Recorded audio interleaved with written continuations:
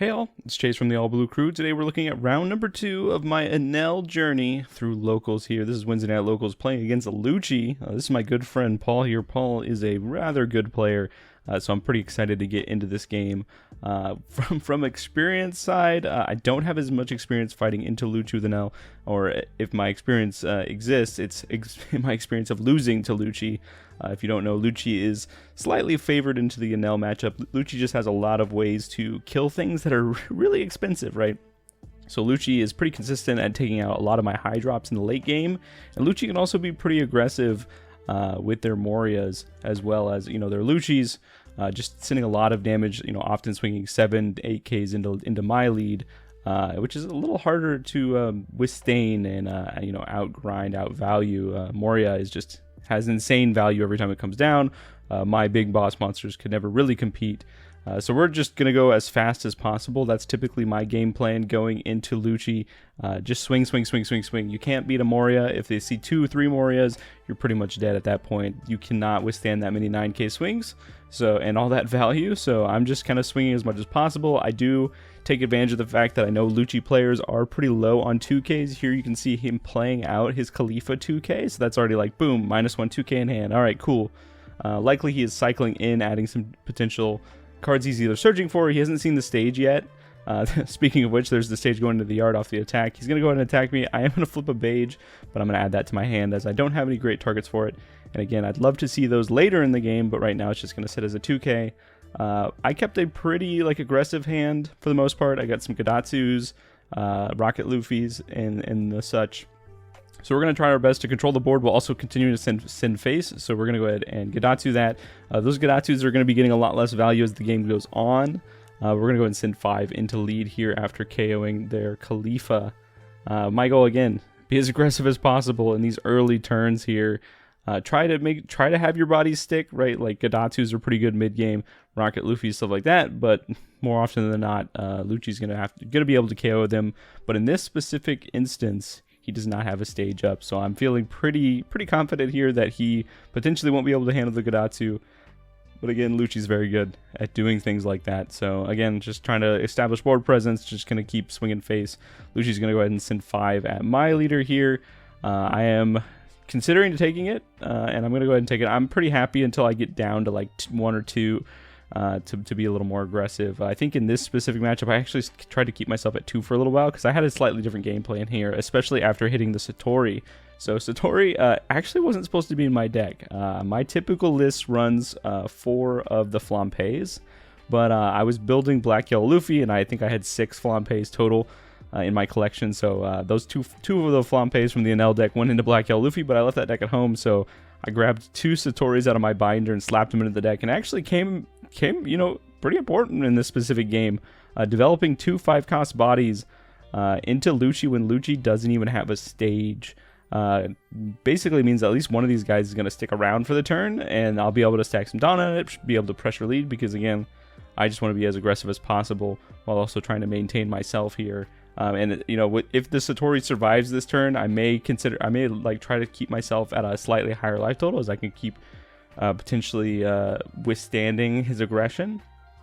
Obviously, with Enel, you kind of like to sit at the sweet spot of 1. But, with Moria, Lucci can build a pretty large board pretty quickly, and that can get a little scary.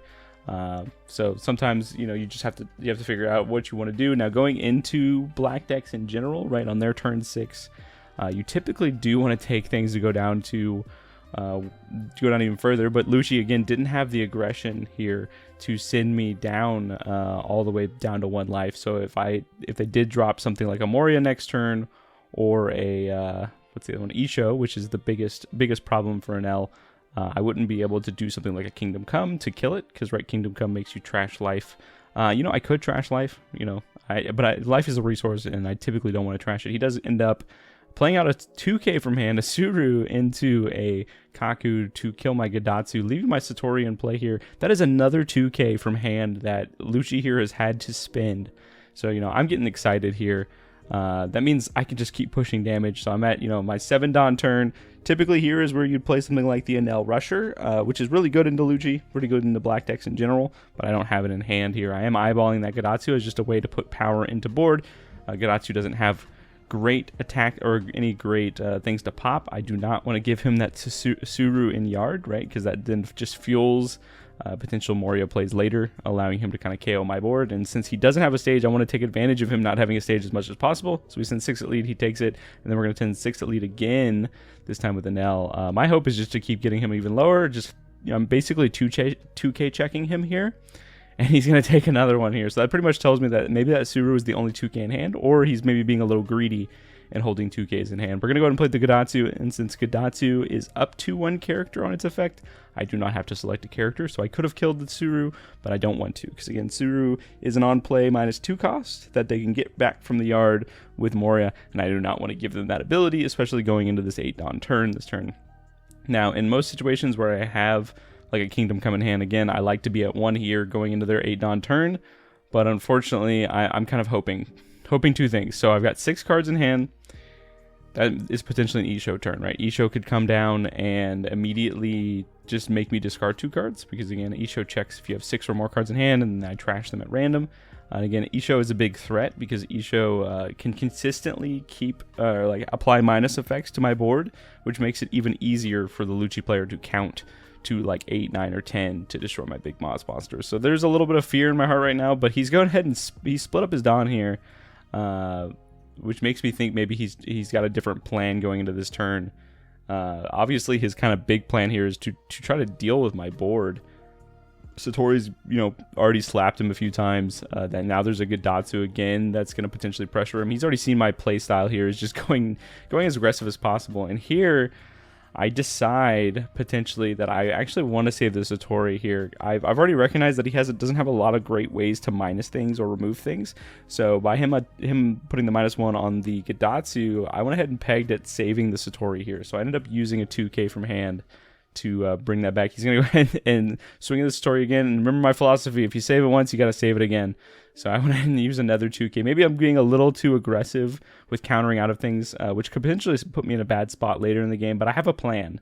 And my plan is I have an Amaru in hand. And if you don't know what 1000 Volts Amaru does, if I'm at 1 or less life, I can give a character or leader plus 3000 and then rest one of my opponent's characters that costs 4 or less. Kind of my in-game goal here is to try to get him to 1 or 0, try to get him confident in playing out like a Rebecca or a Borsalino blocker, and then I just arrest it and swing big numbers. So that's the plan I'm going into right now, because typically the Enel game plan is I just play big things that heal me, but if you notice, my hand does not have anything big that can heal me at this point. I'm definitely I'm like mid-game Enel right now. Like this weird aggro variant, and that again, if I didn't hit that Satori here, maybe this game would have been quite a bit different. So then it makes me wonder, like, hey, should I potentially, you know, keep Satori in the deck here as like a fun alternative to allow me to establish some bodies on board mid game, because it's working out pretty well here. Obviously, since he swung into my Satori twice, it did allow me to get some cards out of hand in case he did want to go Isho afterwards, right? So I wouldn't have been punished there. He does end up playing another 2K from hand, so that's another 2K Khalifa. He's now played 3 2Ks from hand. He's been taking 6K pot shots like it's nothing, right? So it definitely tells me that maybe he's either using them for utility, right? Because maybe his hand is just trash, or he's trying something here. So he's going to go ahead and discard a Lucci, and I don't think he's discarded another card yet. But trying to find some targets here. That might have been the second Lucci in yard at this point, but yeah, so far matchup's going okay, right? I obviously would like to see more higher drops. Then he's going to go ahead and discard a Brook here. He's going to go ahead and pay 4, and I believe he's thinking, how does he want to do this? My Gadatsu is still at a 2 cost here, so if he did end up going Brook into, and so basically what happens here is, this is locals. We're not too picky here. He ends up deciding that he does not want to discard the Brook, and he's going to instead discard a different card from his hand, as per the Khalifa's effect. This is round 2 locals. We're pretty friendly around here. Let people take things. He didn't play anything else after that, so it's completely fine in my book. Looks like we get a Tempest Kick there. Does have definitely enough cards in yard. Goes ahead and draws a card. -3 on the Gadatsu, setting it down to 0, and then we can just expect the Brook to come out here. I think kind of getting into his head a little bit. I think he thought Gadatsu was down one more point there. And then was going to go like a Rebecca into Gadatsu. So that does kind of tell me that he has a Rebecca in hand, right? Which kind of sets up my plan, right? Setting up the plan here of getting him to rely on the Rebecca here. And this is my 9 Dawn here turn. This is typically the kind of turn that you would see maybe like a Yamato come out, right? I could play a Yamato here, you know, and KO the Brook, but I don't have anything, right? I am getting the like weirdest draw out of a Enel deck here. No Yamatos, no aces, no nothing, no high drops at all. And so I'm kind of forced here to think on my toes, and I'm thinking, okay, how can I force him down to 0 life here? And I'm at 9 Dawn. I could potentially go 9-10, right? And then I think I'm like feeling pretty positive in how much potential you know, swings I can take. So we're gonna go ahead and just go 9, right? We're just sending it face. He doesn't have any blockers. He's already kind of proven that his hand maybe isn't the best here to counter out of a ton of things. So he's gonna go ahead and just take it, and I'm gonna go 10 lead and see if he can take it. And he takes it as well. All right, Lucci's at 0 life. I'm at 2 life. I only have a Satori on board, but man, I am setting up this next turn to potentially do a Wombo combo. And the Amarus are new additions to my deck. I wasn't running Amarus before. I used to run them back when I played Enel back in 05. But now we've got him back in. At least 2 of them here. And we're potentially going to surprise the heck out of this Lucci here. Going back to Lucci's turn, he is at 10 Dawn. And we're going to go ahead and see what he does here. Goes on and taps 1 for Tempest Kick. Potentially thinking what he wants to do. Obviously, if you're twiddling the 1, definitely got a Tempest Kick in hand. I think his goal maybe would be to either try to pressure my life here or just kill Satori. I definitely recommend he kills Satori, right? Because Satori's just going to turn sideways and just try to kill him, right? Because that's already what Satori's been doing. Satori's already come in and he's gotten like 3 licks out of him, right? Satori's been able to take 3 life from him just from off a trigger, and which really like. Either Lucci's just having a bad day, which, you know, maybe his hand has not been the most optimal, and I've gotten lucky in this little playstyle here. He's gonna go ahead and play a Sabo. Maybe that tells me again that his hand isn't the best. So I'm gonna go ahead and draw 2 cards, cycle out 2 cards. Nothing on his board can be KO'd by effects here. We do see that he did have an Isho in hand. I wonder if that was in his hand earlier in the game on that 8 Dawn turn to see, and maybe he decided instead against it. But I think Isho is just so good, right? If the Isho came down and potentially discarded the Amaru out of my hand, that would have changed my game plan.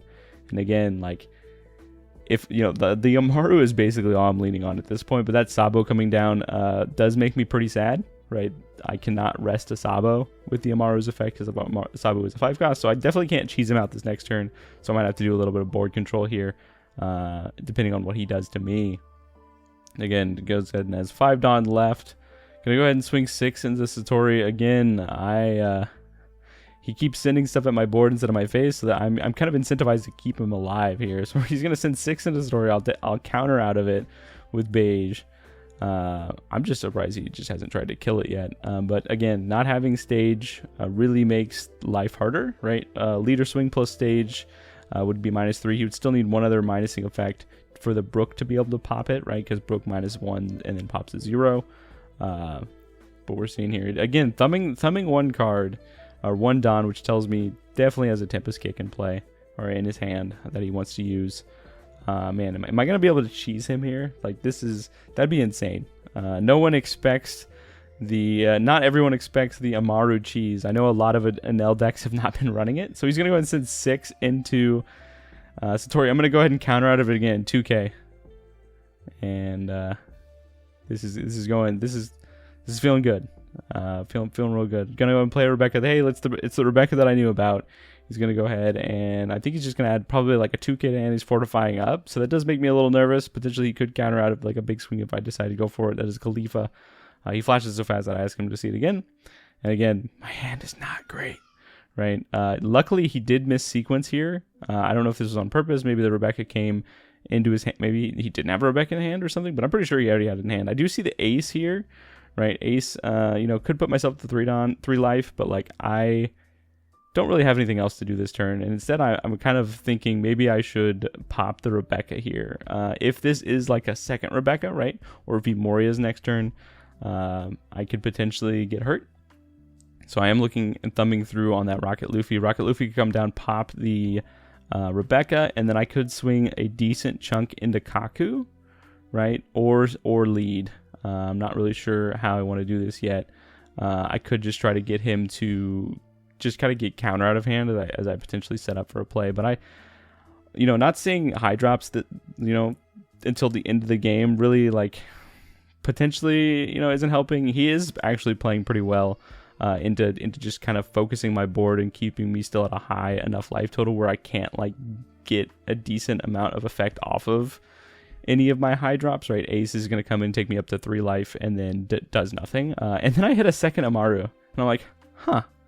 Okay, now I'm thinking, do I bait him, right? Like, one of the things I like to do is a little bit of mind games, and it's like, do I play the Amaru to try to just push damage, and like make him think I don't have a second one, right? Because it's like, why would you play it here if you weren't just trying to kill things on board? And I think my goal is to kind of try to either push damage, try to get him to. My goal right here is to get him to block with Sabo, right? I want him to block with Sabo.